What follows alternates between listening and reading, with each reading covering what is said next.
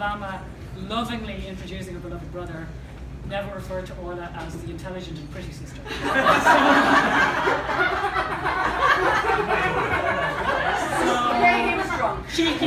Cheeky wee pop. So that's the Joyces.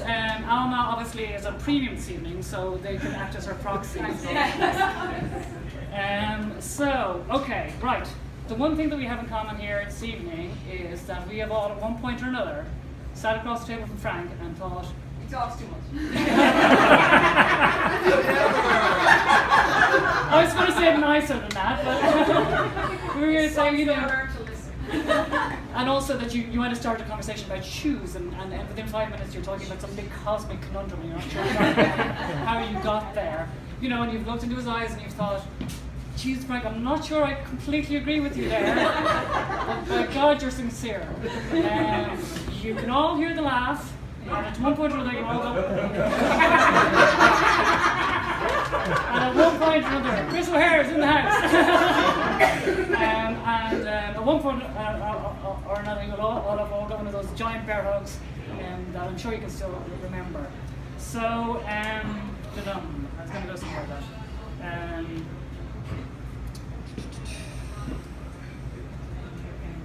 Cheeky wee pop did that. Oh yeah, the school marmy bit. So I was hoping we could make this about us this evening, the people in this room. So, and I know there's lots of people who should be here, but they're in New Zealand and San Francisco and Australia and Dublin and lots of places. If you need to make a call or check your text or social media, there is a lovely dark bar downstairs to do that. But for the next hour or so, if we just make this about us and everybody here and our connection to Frank and his family and only that, very, very simple. So that's that. So we're going to do a few bits and pieces that have some significance. And the first piece that we're going to do is from Seamus Heaney, who is a Nobel laureate who frequented the bar downstairs here on occasion. So it's not impossible that Frank didn't bend his ear at some point or another downstairs. But also, so the piece is called Scaffolding, and it's a building metaphor, and it's a very simple metaphor about sort of the bonds that we build between each other.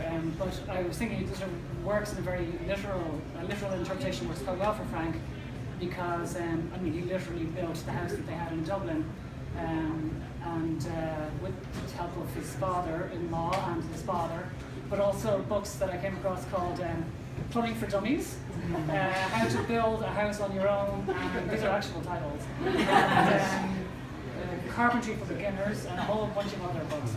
So he basically pulled that house to the studs and he built it back up, with all the blood and sweat and tears that goes into building a house, and he built it well. And it's still standing. It's still standing. So we're told. The history of the poem is that Orla, I think, right, you introduced the poem, you and Mark. Orla and Mark introduced the poem to Frank, and we spoke.